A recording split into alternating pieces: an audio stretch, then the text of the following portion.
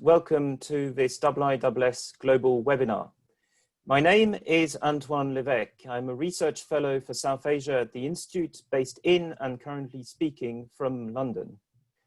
Since 2009, my work at the Institute has focused on nuclear issues in South Asia. I'm delighted that so many of you, particularly officials and experts, are able to join us today from not just the UK, but both the US East Coast and South Asia also. We meet today to discuss strategic instabilities in South Asia and Pakistan's nuclear policy. I'm delighted for this to introduce our speaker today, Colonel Imran Hassan. Colonel Imran is the 5th visiting research fellow for South Asia Strategic Affairs at the IISS. He currently serves as the Deputy Director Research, Arms Control and Disarmament Affairs branch at the Strategic Plans Division at the Government of Pakistan. Colonel Hassan joined the IISS in March, just before the UK coronavirus lockdown. Like his 4 predecessors at the IISS, the focus of his work with us is regional strategic and nuclear weapons related issues, one of the IISS South Asia program's oldest strands of work. This public on-the-record webinar is intended to run like the ones we usually host in our office at Arundel House. Colonel Hassan will speak for up to 25 minutes, following which we will have a discussion for just over 30. I encourage you all to take part. To ask a question, feel free to use the chat function at the bottom of your Zoom window for written form, or put your virtual hand up to request to speak. I would like to take as many of your requests as possible in our discussion segment. Colonel Hassan, welcome. The floor is now yours for the next 20 to 25 minutes. Thank you very much, Antoine, for a kind and generous introduction. It's been a great privilege to be at IISS, a prestigious institute, and working as a visiting research fellow South Asia Strategic Affairs with Rahul Rai Chaudhary, our senior research fellow, and his remarkable team, albeit for a short time. The COVID-19 pandemic has impacted the entire spectrum of life. UK, unfortunately, is one of the regions that is adversely affected across the world. So let me first of all wish all of you and the Britain people to be safe and healthy under this hard and tense environment. I'm indeed thankful to all of you for taking your precious time out to attend this webinar. I hope you will find it useful with some valuable takeaways. It's my first public talk at IISS, so I shall try to be as candid and forthright as possible. Nevertheless, whatever I reflect is based on my personal assessment and may not necessarily reflect government Pakistan. And let me first of all highlight the salient aspects of Pakistan nuclear policy before moving on to South Asian strategic instabilities. Ladies and gentlemen, I shall begin with a very profound and inspiring narration by founder of Pakistan, Muhammad Ali Jinnah, while he said that we do not cherish aggressive designs against any country or nation. We believe in the principle of honesty and fair play in national and international dealings, and are prepared to make our utmost contribution to the promotion of peace and prosperity among nations of the world. These founding principles continue to guide Pakistan's foreign policy in a broader perspective, and likewise remain at the heart of Pakistan nuclear policy that rests on 4 broad strands, as I view it. First, to preserve peace and stability in South Asia at lowest level of armament. Second, to pursue resolution of all disputes through negotiation and dialogues. Third, to have non-discriminatory access to peaceful nuclear technology for socio-economic development and cleaner environment. And fourth, to contribute as a responsible and mainstream partner in the global non-proliferation efforts. Pakistan continues to pursue these strands honestly at multilateral fora and bilateral dealings with all its partner states. On 28th May 2020, that makes the 22nd years of Pakistan over nuclearization. Let me say that Pakistan was a reluctant entrant into the club of nuclear weapon states. India, in fact, conducted first nuclear test in 1974 by diverting nuclear material from peaceful nuclear program, which prompted the creation of nuclear supply groups in 1975 to prevent further misuse of peaceful nuclear trade. Going nuclear thus became a strategic compulsion for Pakistan. Eventually, Pakistan became an overt nuclear state when it responded to a series of nuclear tests by our neighbor in May 1998, thereby restoring strategic balance in the region. After becoming overt nuclear weapon state, Pakistan has taken a number of institutional measures to ensure complete and effective oversight of its nuclear program. A robust command and control structure has been established, led by the National Command Authority, commonly known as NCA, which is the apex decision-making body chaired by the Prime Minister. The NCA represents a fusion of important civilian, military, and techno-scientific leadership. It exercises complete command and control over all aspects of Pakistan nuclear policy. The Strategic Plans Division, known as SPT, is the secretariat and the workhorse of the NCA. SPT ensures smooth and effective implementation of all the decisions by National Command Authority. Ladies and gentlemen, Pakistan's nuclear weapon capabilities are intended solely for Pakistan's own defense against a specific existential threat to preserve peace and stability in South Asia. Restraint and responsibility remain the cordial principles upon which Pakistan policy of credible minimum deterrence is rested. Pakistan neither has the intent nor can afford to engage in conventional or nuclear arms race. Pakistan doesn't seek parity with India, but a strategic balance that prevents space for war and creates conducive environment for socio-economic developments of our nation. Nevertheless, I would say that durable peace in the region would remain elusive if it does not envisage resolution of all outstanding disputes, in particular the issue of Kashmir, alongside nuclear and missile restraint, as well as conventional balance. These three interlocking elements are Pakistan's proposal of establishing a strategic restraint regime in South Asia.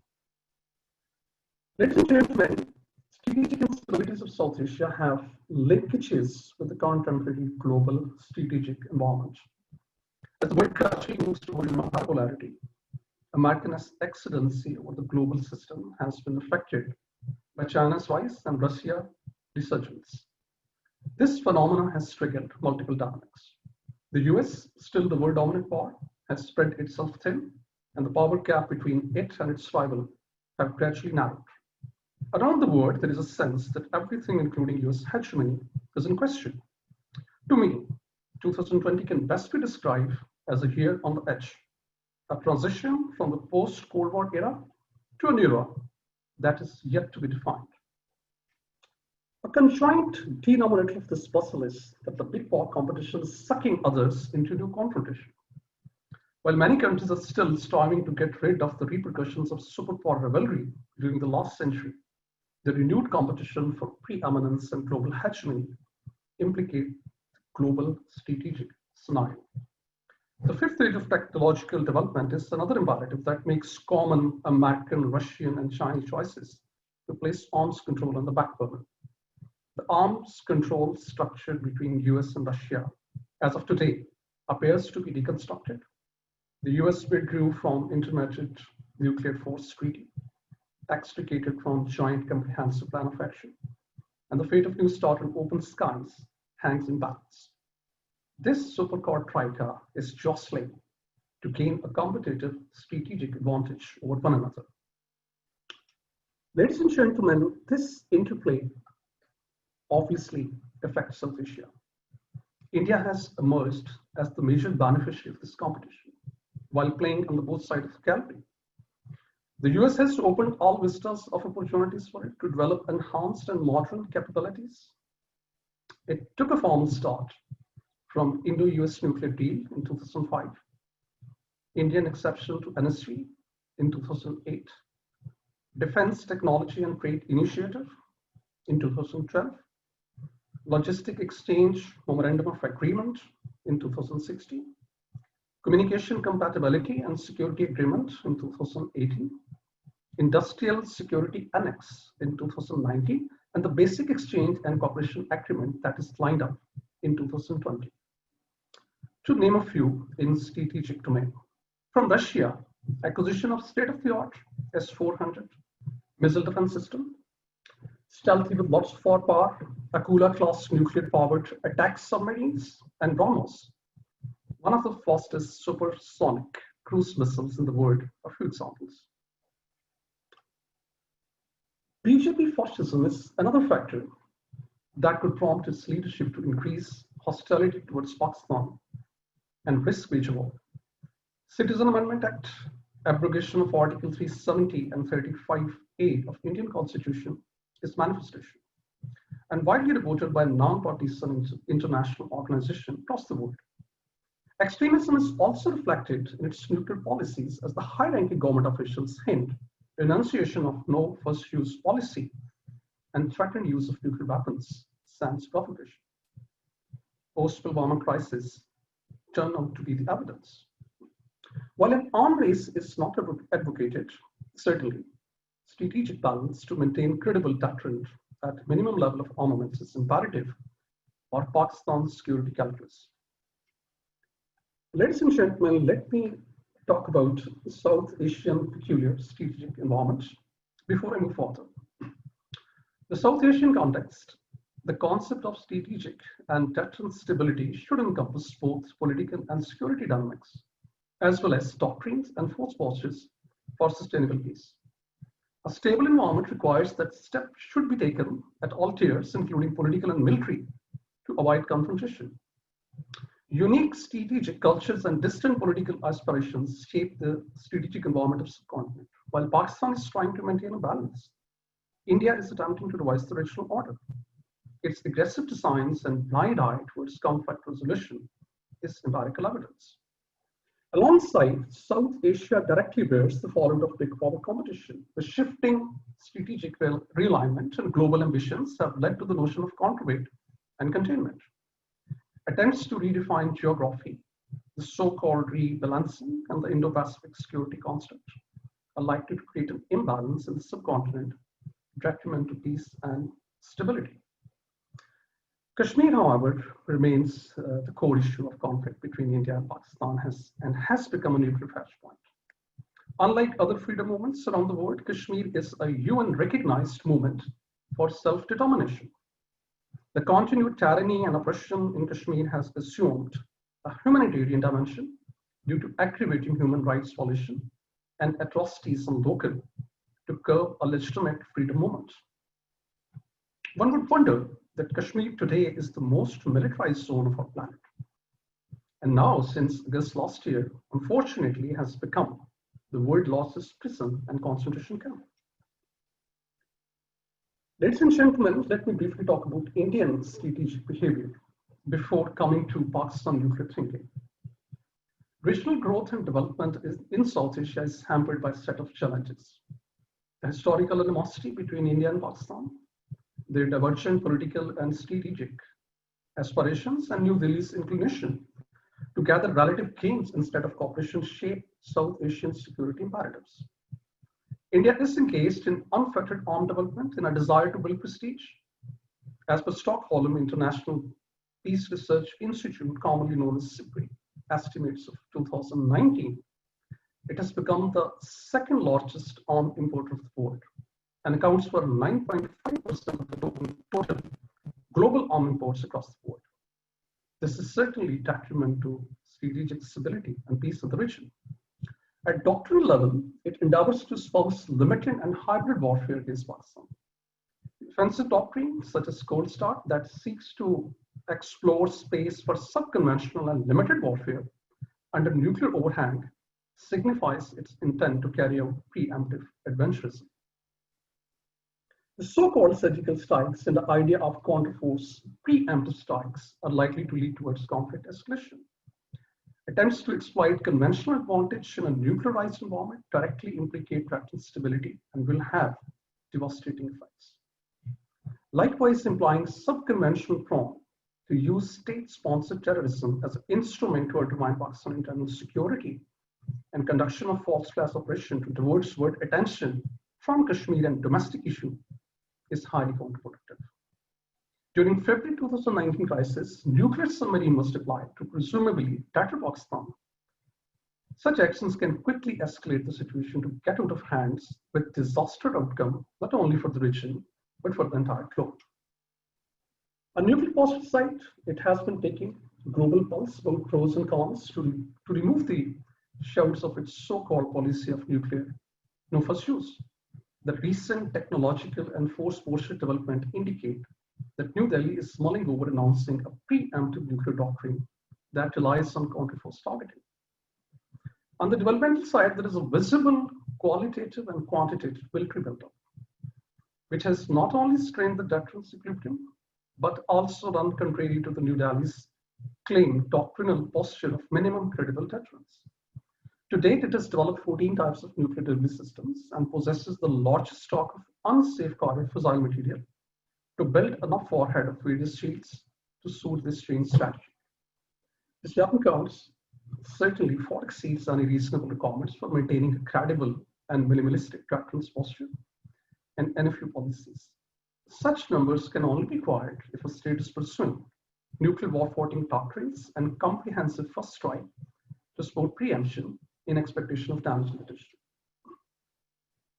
In the context of growing nuclear asymmetries in South Asia, Pakistan is expected to adhere to unilateral constraint with introduction of such destabilizing technologies and doctrine. I don't think any room is left for Pakistan for such a restraint. Ladies and gentlemen, I would now like to take the opportunity to highlight salient aspects of Pakistan nuclear thinking and how it contributes to stability in South Asia. Contrary to aggressive designs and postures, Pakistan nuclear policy is based on restraint and responsible pursuit of national security by adhering to the concept of credible minimum deterrence. In the absence of all factors, nuclear deterrence lies at the heart of strategic stability in South Asia. Islamabad neither wants nor is engaged in conflicts, but upkeep of regional stability within the bound of minimalism is obviously essential. Pakistan has been open to arms control measures, which includes building confidence and introducing a strategic restraint regime. Lack of reciprocity has only aggravated regional instabilities. Policies based on discrimination and exceptionalism for Western interests and economic gains are fueling instability at the cost of undermining regional balance. Exceptionalism facilitated certain states to import huge quantity of uranium while allowing keeping its reactor outside International Atomic Energy Agency, that is IAEA, safeguards, consequently freeing all domestic uranium to make plutonium for developing nuclear weapons. As a responsible nuclear power, Pakistan does not believe in brandishing nuclear arsenals or coercing its neighbors. It maintains modest force posture and rationality in its nuclear doctrine to credibly deter one adversity that constantly keep expanding the spectrum of threat.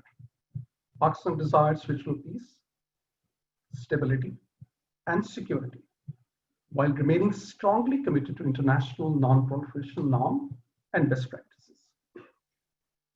Ladies and gentlemen, while concluding, I would say that conflict resolution, strategic stability, and arms control are prerequisites for durable peace.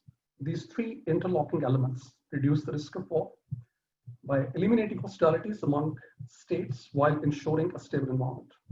The US-Russo strategic stability paradigm has avoided a major war since 1945. We know that. An order has been built around it, and it had a big following. This recipe for peace held both superpowers from contemplating offensive doctrines and encouraging them to develop institutionalized measures to pursue arms control. I believe there is a need to capitalize on these already agreed upon global norms to facilitate mutual coexistence. In these troubled times, cooperation instead of containment should be our way forward. That should be the best way forward. While zero-sum games only entrap us in an unending competition, win-win cooperation promises widely shared benefits and incentives. South Asia is the most populous and one of the most resource-rich regions of the world, but also one of the least developed. The future lies in the hand of human resource, and only through a peaceful environment can we unleash this priceless resource to fully utilize its due potential. I will end here. I thank you all for patient hearing, and I shall be very pleased to answer to your question if you have any. Over to Anton. Colonel Hassan, thank you very much. We now have just under 40 minutes for our discussion, so this is really excellent. I do encourage all of you to take part. As I say, do register your interest in writing or request to take the floor with the raise your hand feature, and I do have a few requests already. My two points to you all are as follows. Please first tell us who you are if you take the floor by speech, and second, do please ask a brief question, minimizing any comment. Let me finally remind you all that this meeting is held entirely on the record. The floor is open for your questions. As you gather your thoughts, let me perhaps ask you, Colonel Hassan, the first one of those. You talked a lot about instability. Could you tell us what, in a nutshell, is the topmost factor contributing, in your view, to strategic instability in South Asia, and really, most importantly, what can be done about it? Yeah, thank you, Anton. Thank you, Anton, for asking this question. I think the most important strategic instability factor in South Asia between India and Pakistan is the unresolved issue of Kashmir. And certainly it needs a resolution as per the wishes of people and as per the UN Security Council resolutions. But certainly India has a different perspective to it. And they say that as per Indian perspective, they say it's a bilateral issue. And when they say it's a bilateral issue, they don't talk to Pakistan. They're not willing to come on the table, unfortunately. And when you talk about UN Security Council resolutions and mediation, they say it's a bilateral issue. So it's a complex situation. But let me get into it a bit because it's a fundamental issue. As of today, India blames Pakistan for supporting insurgents in Kashmir and calls it as a state-sponsored terrorism, whereas Pakistan views it as a legitimate freedom struggle by natives for the right of self-determination. Pakistan conversely accuses India for waging terrorism inside its territory and supporting Balochistan Liberation Army and Tehreek-e-Taliban in Pakistan. So what are the realities is the basic single big question. Let me put across latest Indo-Pak crisis of February 2019 as a very brief case study. As reported by New York Times in February 2019, Lieutenant General D.S. Huda, an Indian Army commander, said after the Pulwama incident that it is not possible to bring such massive amount of explosive used by Pulwama suicide bomber by infiltrating across the border. I appreciate General Huda, who was very straight enough to add that the material might have been taken from the stashes of explosive being used to blast the mountainside to brighten the highway to Jammu. This is the same highway where the incident took place. The Reuters reported in February 2019 that Pulwama bomber Adil Ahmed Dar was in fact the resident of Pulwama in Indian Kashmir. According to his parents, he was radicalized after being tortured by Indian security forces. I think it's a time that India needs to look inward than to blame Pakistan for everything bad that happens in India and Kashmir. Pakistan does not see, as I view it, to use terrorism as a matter of policy against any state. But I wonder the arrest of serving Indian naval officer Gulbashan Yadav from Pakistan, who confessed on record that he had a mission to sabotage China-Pakistan Islamic corridor. The former US Defense Secretary Chuck Hagel said on record that India is using Afghanistan as a second front against Pakistan. I leave these things to your judgment, but what I believe is that the Pakistan itself has been a victim of terrorism. It suffered more than 65,000 of human lives and over 126 billion losses to the economy, to national exchequer. These things are on record. Pakistan's sacrifices on war and terror are widely acknowledged and appreciated by international community. And let me take this opportunity while I talk about Kashmir to highlight human rights violation in Kashmir, reported by various non-partisan international organizations. 43 pages report by the Office of UN High Commission for Human Rights, released in July 2019, raises serious concern about abuses by state security forces in Indian High Kashmir. The Genocide Watch issued a genocide alert in August 2019 and called upon the United Nations, the member state, to warn India not to commit genocide in Kashmir. The UN Secretary General stated in February 2020 that he was personally concerned about the future of religious minorities in India. He said that the reports brought out by various human rights bodies in Kashmir show the reality and needs to be taken seriously. I believe it's high time that the UN Security Council should take into account the human rights violation scenario in Kashmir. And let me also add that in April 2020, I was just going through last month's report, that the Asian Forum for Human Rights and Development and the International Federation for Human Rights said in a joint statement that intimidation and criminalization of journalists and human rights defenders in India administered Jammu and Kashmir constitute a matter of great concern and must end. So these are the realities on the ground. It is now up to international community and UN Security Council to remain as a silent observer, but act wisely, helping both the countries to resolve this issue and move forward. Thank you. Thank you. Thank you. Let me now take a couple of questions. They are coming in quite thick and fast from our audience. First, from Professor Iftikhar Malik in the UK. And this is a question about peacemaking. Pakistan has weathered to a great extent some harrowing challenges since 2001, both of the regional and internal types. Shouldn't it now undertake a substantive initiative for peace vis-à-vis India, including an offer for a no-war pact? That is the first question. I would like to also bundle in a couple of other points which were asked of me around the role you think the governing party in India, the BJP, may have or may not have, depending on your views, in creating or sustaining instability in the region. Thank you, Undyne. Thank you, Undyne. I'd like to take on your second question first, and then come on to your first question. I think it's again a very important question. The BJP fascism, is it a factor of strategic instability? To me, BJP fascism could be a major factor of instability, provoking risk of war. It, however, looks a paradox that the BJP leadership denies subjugating minorities and Muslims in India. So one wonders what could be the reality actually. I was just going through recently a report by New York Times in which they sent a team of reporters to India to find out the facts on the ground to discount. The team says that we found out a story altogether different to what BJP leadership conventionally claims.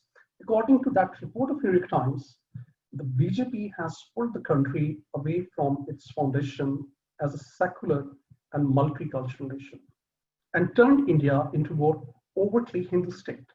The report further says that the India global ambition as the world's largest democracy are strained at its government take an illiberal act to Hindu nationalism.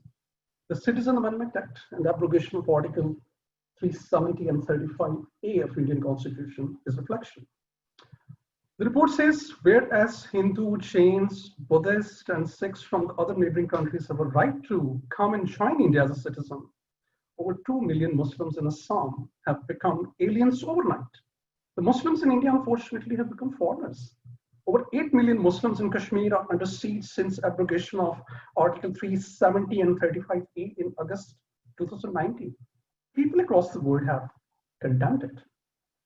But let me tell you that there are now growing vices within the India as well.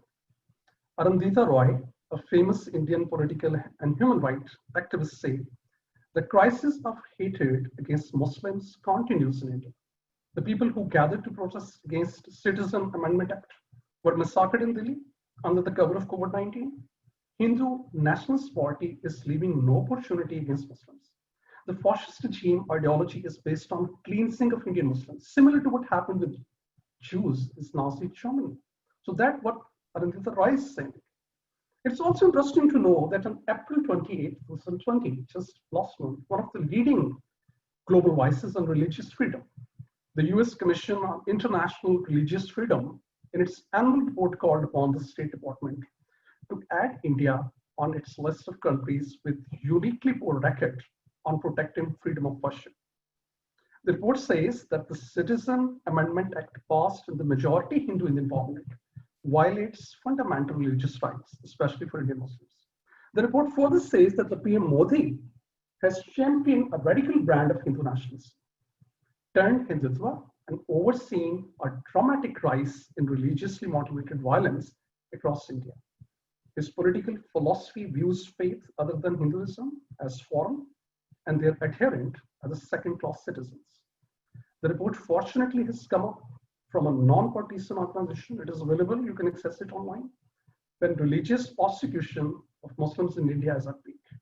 But I believe merely publishing a report may be the first step until international community cares of stopping India doing these persecutions. To me, by no means all this could be digestible in today's modern world, and humanity needs to wake up on that account. So coming on to your second question, that is arms control proposal in South Asia. I think, again, I would say this is very important. And a no-war pact. There has to be an arms control between India and Pakistan, and there is no denial to this fact, because arms control definitely it contributes to broadly strategic stability. As I've said in my script, that it's arms control, it is nuclear deterrence, it's conflict resolution. These three fund elements put together, they bring strategic stabilities. But you need a partner for arms control. The Pakistan has proposed all possible arms control and confidence building measures to India, but you can't move ahead single-handedly. You can't clap with one hand. Let me go through in a bit detail for your consumption with what Pakistan has done to India. Giant declaration of non-acquisition of manufacturing of nuclear weapons was proposed to India in 1978. The nuclear weapon free zone in South Asia, as you are saying, that was proposed to India back in 1978. Reciprocal inspections of energy nuclear facilities, that was proposed in 1979. Signing NPT, less few people know that. Simultaneously, it was proposed by Pakistan to India in 1978. Accept full scope IAEA safeguards in 1979. Agree to bilateral treaty banning nuclear tests in 1987. South Asia Zero Missile Zone in 1994. Strategic restraint regime offered becoming overt nuclearization in 1998. And the strategic restraint regime still lies on table, proposed by Pakistan. An expanded version was handed over to India in 2001, and the non-paper was given to India in 2004. And let me tell you what it contains, the strategic restraint regime. It has a complete manual for itself. It talks about conflict resolution through sustained and result-oriented dialogues. It talks about measures for nuclear restraint, conventional balance at a political and expert level. What would be the objective of minimum credible deterrence? It doesn't say that you say we have a policy of minimum credible deterrence. You bring it in practice, you bring it in actions, only then it's useful. No operational deployment of nuclear capable ballistic and delivery missiles. No acquisition or deployment of ABMs, awareness of nuclear, missile, and conventional arms, and continuation of nuclear test moratoria and bilateral moratoria that was proposed to India in 2016. So Pakistan has put forth all-encompassing strategic restraint regime that holds significant potential to strengthen strategic stability and possesses all the necessary ingredients that may be required to reduce the risk of conflict escalation and arms race in South Asia. But obviously, it depends on India, willingness and interest, how they take it. Thank you. Thank you. Thank you. I'd like to now take a question from India. Dr. Manpreet Sethi, I think you raised your hand. Would you like to come in, please? Yeah. Can you hear me, Antoine? Yes, absolutely. Welcome. Thank you so much. Thank you for giving me this opportunity. And Colonel Hassan, it was very nice listening to your views. I think the purpose of such dialogue is to promote better understanding about each other's perspective, and I appreciate the perspective that you've given from your understanding. IISS, I'm very grateful to them for giving me a similar opportunity of speaking on a almost similar subject of strategic instability, and I called it not South Asia, but Southern Asia, sometime in February this year. Now, I listened to your perspective on Indian strategic behavior, and as you would expect, I have a very different view of that. But just a couple of points. Firstly, to put your mind to rest on the issue of no first use. In any case, Pakistan doesn't believe India's no first use, but let me just assure you that India has no desire of giving up no first use, because we understand the benefits that you get from no first use and the problems that you get into with first use, and we are seeing Pakistan struggling with some of those issues.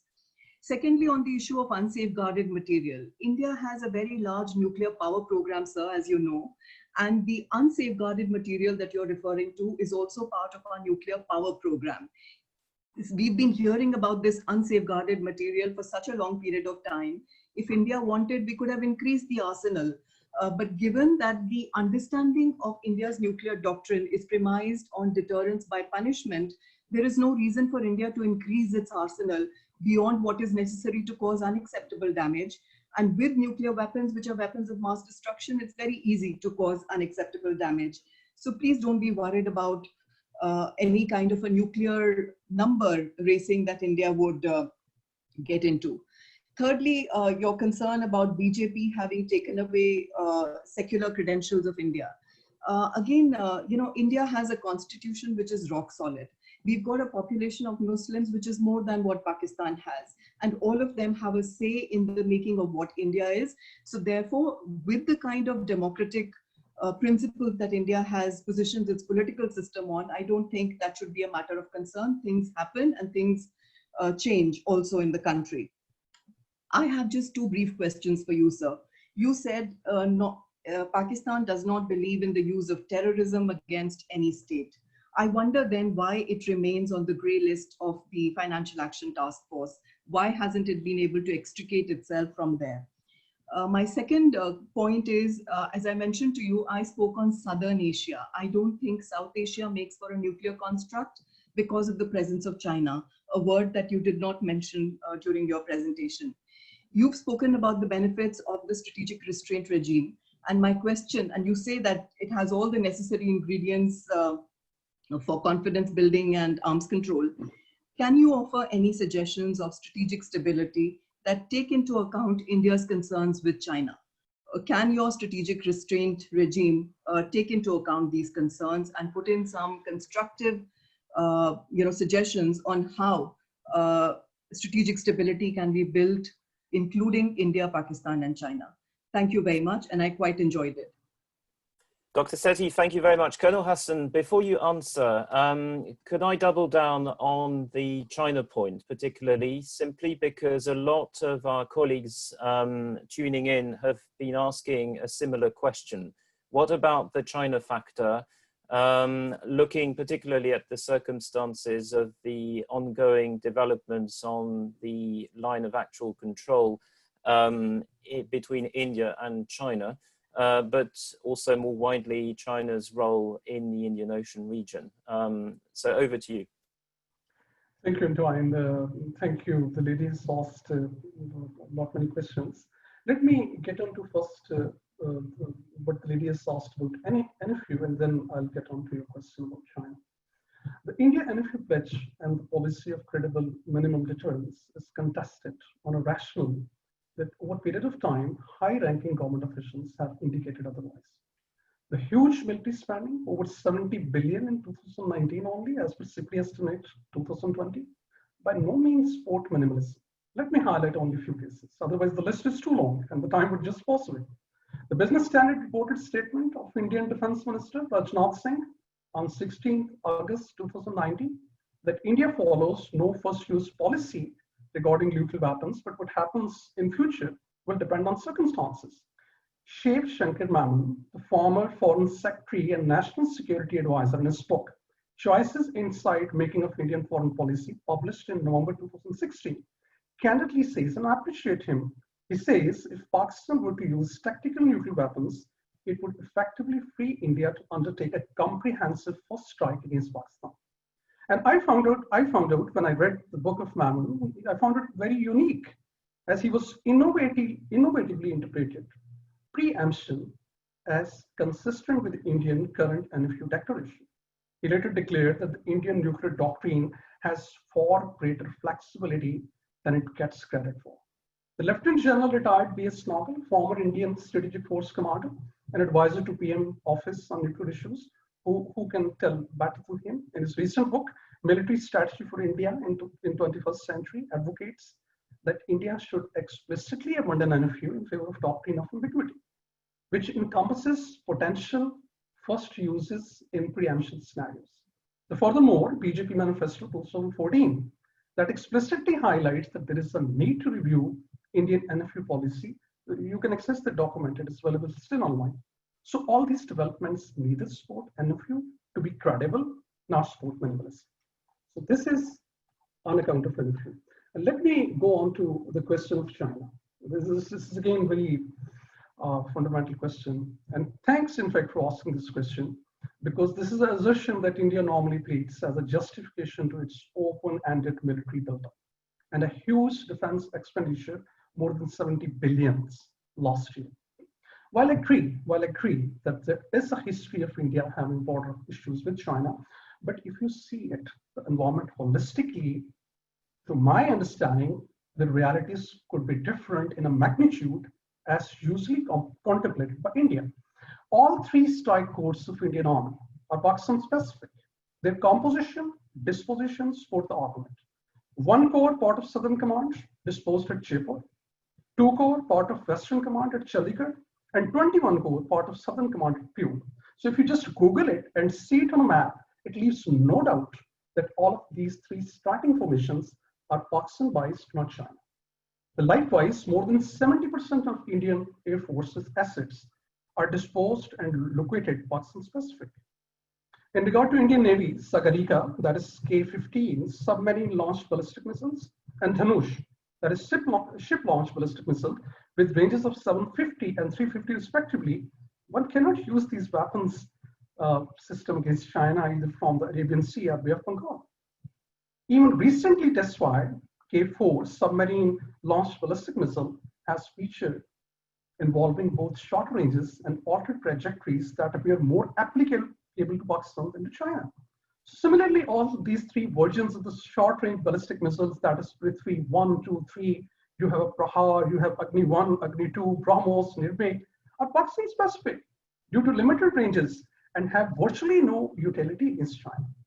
So these are the realities on ground as I perceive it. But let me also add that the recent history reflects that India, by and large, maintains reasonable relations with China. Less border disputes, as Antoine mentioned recently. Those are certainly not akin to the issue as Jammu and Kashmir between India and Pakistan. The China-India bilateral trade volume in 2019 was over 92 billion. The leadership of both countries frequently interacts, and the defense and security dialogues at defense security level continues. So everything that India portrays, I will, with due respect, I would tend to disagree. But let me also highlight that the way all the neighbors around India face problems with its behavior, it's not only, that's a matter of concern. It's not only Pakistan and China. The Wired reported day before yesterday, I was just going through that India is the fast losing its friends and its neighbors.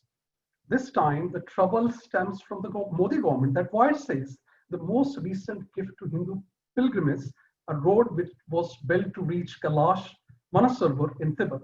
The Nepalese government has strongly rejected Indian claims over those territories. So these are the things, and due to Citizen Amendment Act, India is having a problem with Bangladesh. So India, that claims to be the world's largest democracy, unfortunately is affecting dangerously intolerable under BJP regime. And I think that's my perspective, and that's how I take it, and that's how the international bodies across the world are taking it. Colonel Hassan, thank you. You've addressed the India part of this equation, but I'm also getting some questions related to China and about your views or the views of Pakistan of China. My colleague Desmond Bowen, for example, is asking, looking at the sum of China's actions in the Indo-Pacific generally, and in consideration of Pakistan's relations with China, is China an entirely benign presence in the region, for example? And I think this echoes the point which Dr. Sethi also made. Would you like to address that? Thank you, Antoine, for asking this question, putting across this question. As I referred during my talk, that India has become a major beneficiary of great power competition while playing both sides of the gallery. The US and its allies have opened vistas of opportunities for it to develop and acquire modern technologies. Its engagement with Russia likewise continues, being old Cold War strategic partners. I wonder why Pakistan-China cooperation should be so irritating. I have found no reason to it. China is the fastest growing economy of the world and has strategic partnership with many other nations around the world. The latest, just few days back, I was just going through a report in which UK government is also considering civil nuclear cooperation with China to meet its growing energy demands. The Pakistan-China friendship is all-weather and enjoys a rich history. It is based on commonality of interest and development of the region. It bears socio-economic benefits, and that's how Pakistan, and that's how I look at it. It's a sign of positivity. Excellent. Thank you. Thank you. I have a question from a UK IISS member, Mr. Nicholas McLean. Does the government of Pakistan see value in a hotline between the Indian and Pakistani prime ministers in order to avoid nuclear miscalculation? And this arcs back to some of the post-mortem assessments of last year's Pulwama Balakot situation, and really the concern over the circumstances which led to both escalation and de-escalation in that particular context. There are other questions coming in related to that particular crisis. So I wonder if you could address very briefly your sense of perhaps what Pakistan's stance and lessons might be from that crisis, and that specific question about a hotline, and whatever other measures could be put forward to practically reduce risk of escalation. Thank you, Antoine. First, to your first question about hotline, no denial to it, totally agreed. If it is done, why not? There's already a hotline between DGMOs. There was a proposal of hotline between foreign secretaries. It could not be materialized. So I'm totally supportive to that. The second question, I think that's again very fundamental question, that how, what was the behavior of India or Pakistan in post-Pulwama crisis? I think being a nuclear weapon possessor states, one need to act more wisely and responsibly than ever before. The February 2019 incident reflects that had it not been to the restraint and responsible behavior part of India, things might have gone out of control. The Indian unfortunately did not behave responsibly by taking a risk to breach international boundaries. And taking down of Indian jet by PF and the arrest of Indian part of the Pakistan army, the Prime Minister Modi threatened use of mother of all bombs and said it will be a night of massacre if arrested Indian pilot is not returned back. One wonders that Indian Prime Minister, a country having nuclear weapons, is threatening to use nuclear weapons so irresponsibly. As per the Indian Navy, they said that the frontline assets, the nuclear ballistic missile submarine, Arihant, was used to patrolling, presumably, to attack Pakistan, carrying ready-to-fire ballistic missile, K-14 or K-15. One wonders who commanded such a mission. No one heard that the Indian Nuclear Command Authority was ever convened during the crisis. Let me also highlight that India is developing a suite of nuclear capabilities and a high official making increasing statements about preemptions and counter-hostile. That is certainly inconsistent with its profit strategy of minimum credible deterrence. If someone wants to get into the details, certainly I don't have a time to get in. One can read, it's a very profound article by Vipin Narang and Christopher Clary, that's published in International Security, I think fall 2019. It's worth reading. I read it a few days back and I really enjoyed it. So if one is interested, you can go through. It will give you a very detailed version of what I'm saying with evidence and logic. So I believe that this is a time to be responsible and remember the cordial lessons that there are no winners in nuclear war. Who else would know better than Bertrand Rudy, a very renowned American strategist, who said, with the advent of nuclear weapons, now chief purpose of our strategy is to avoid war. Before, it was to win a war. I believe there's a need to take into account these cordial principles of the leading scholars and statistics than to draw very wrong conclusions by Pulwama crisis. So that's my take on that. Thank you. We have 8 minutes to the end of our meeting. I'd like to try and take 2 rounds of questions. So first, I'd like to call on Mr. Said Ali Zia Zafri, based in the United States, I believe. And secondly, on Colonel Asif from the Pakistan High Commission here in London. So over to Mr. Said Ali Zia Zafri. Please ask a question.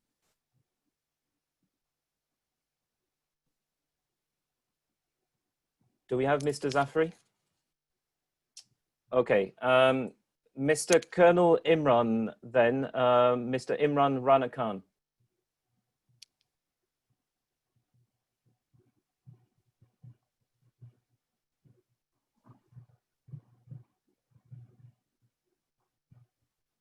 Can my colleague in IT help me here? Mr. Rana Khan, would you like to come in? Thank you. Yes, thank you, Nantan. I believe you can hear me now. We can, yes. Welcome. Thank you. Thank you very much for providing this opportunity to hear from Colonel Imran. Although my first question, which I wrote it down also partially have been addressed. The certain part was, Colonel Imran, do you think that the present race of weapon import in India is specifically to China and Pakistan should not be worried? That is first question. Secondly, a small comment. I had the opportunity to listen to Dr. Manpreet Sethi here in February. And today she brought out the point for the no first use again. And I asked the last time the same question. Once we hear out so many voices that to be from very high officials regarding the use of weapons, then the policy of no first use may not sound very authentic in that way. So Colonel Imran, your take on it. Thank you very much. Thank you. Before we come to this, I'd like to ask a second question in this batch. I have a question for my colleague Ben Barry at the IISS. Both India and Pakistan are deploying nuclear weapons to sea. Does this not reduce strategic stability, and what could be done to restore stability in this domain? Over to you, sir. Yeah.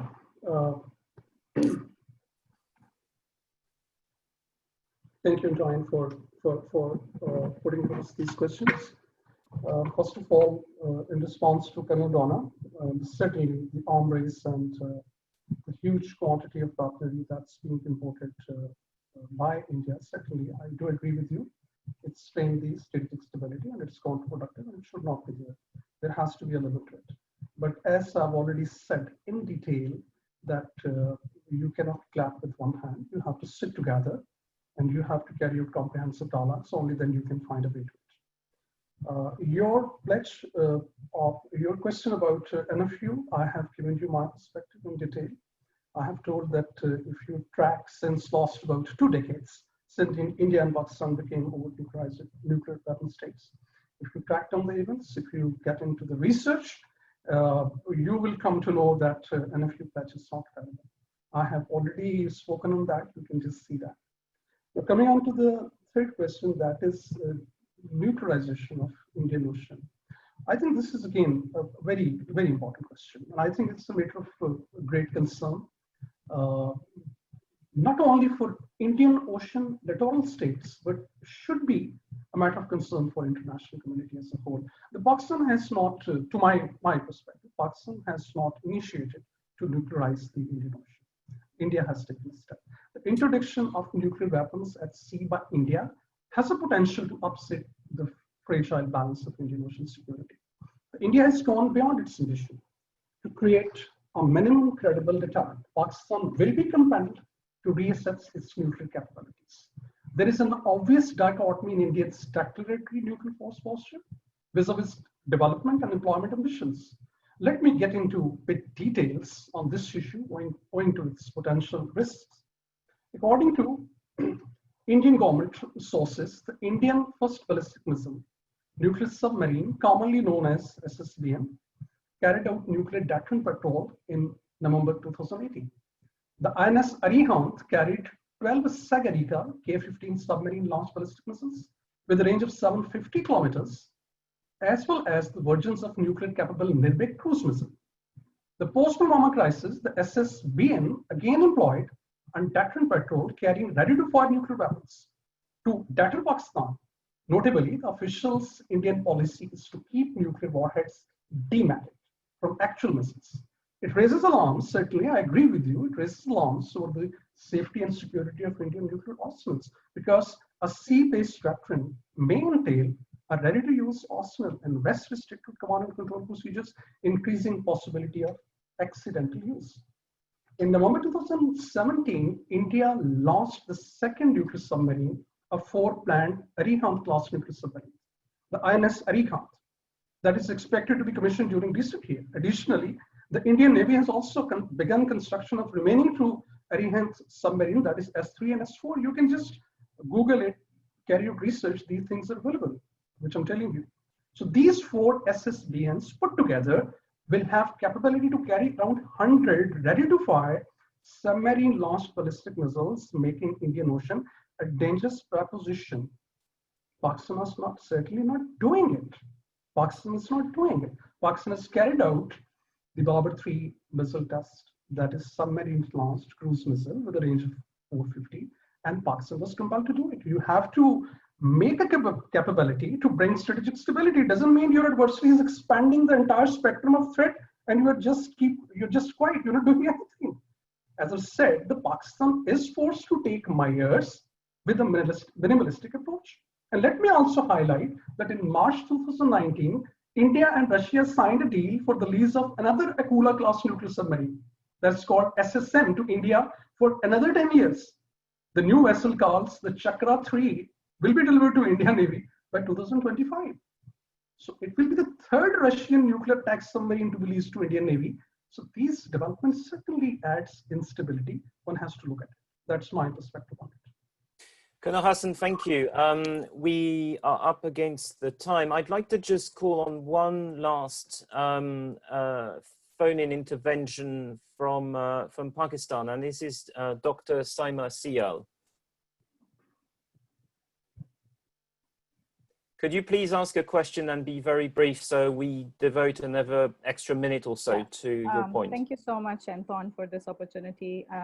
Welcome. And thank you so much. I'm really delighted to be sitting through this discussion. My very brief comment on the preemptive counterforce that we've been talking about is this. Ever so briefly, if you could, please, and please ask a question. Okay.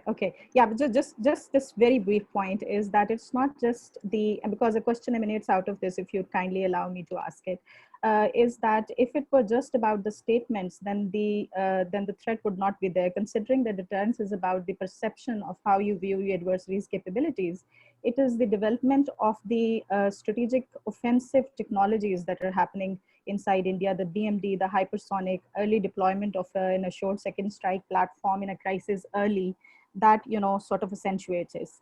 And so my question is to Sir Imran, and I thought that was a very good presentation, but at one point, and you just referred to it now as well, you said that India is constantly expanding the spectrum of threat. Now, considering that the traditional notion of strategic stability also entails deterrence and crisis stability, and a part of your topic talks about the options that Pakistan has or the effect that it has on Pakistan's nuclear policy. How do you see that what actions can Pakistan take in the absence of any arms control framework currently? and also in the absence of the willingness for a dialogue with India. I'd like to draw your attention to the limited war doctrine of 2018 that talks about India fighting the full spectrum of conflict, and that too in a true front war scenario. So I wanted to draw your attention to that. Thank you. Sial, thank you very much. And Colonel Hassan, can I ask you to try and synthesize your answer in about a minute? We're up against time now. It's very difficult, but over to you. Thank you, Dwayne, and thank you for asking this important question. I agree with the lady when she says that there's no willingness of arms control. So what to do? What are the options with Pakistan? Very comprehensively, very briefly, and very honestly, if I were to put across, I think Pakistan has to build on nuclear deterrence. That's the only way. That's the only way. If you read the literature since last about the 70 years till the time from the nuclear weapon advantage. So you have to build the nuclear deterrence. That's the only way that stops your adversary from taking undesired action. The nuclear war, of course, it does not benefit anyone. As I've already said, there are no winners in nuclear war. So Pakistan has to take actions to build the nuclear deterrence. We have to foment it. That's the only way we can live in this. Thank you, John. Colonel, thank you. I'm afraid we're really out of time now. My most sincere apologies to the more than 10 questions I was not able to address and put to our speaker. I'd like to thank you all for taking part and really making this a rich policy relevant two-way discussion. I hope you will all join me in warmly thanking our speaker, Colonel Hassan from Pakistan, for his insight today. Stay tuned for our next IISS South Asia program webinar, and do check our IISS YouTube channel in the coming days for the recording of this event. Until then, thank you, keep safe, and goodbye. Bye. Thank you, Antoine. Pleasure being with you. Thank you.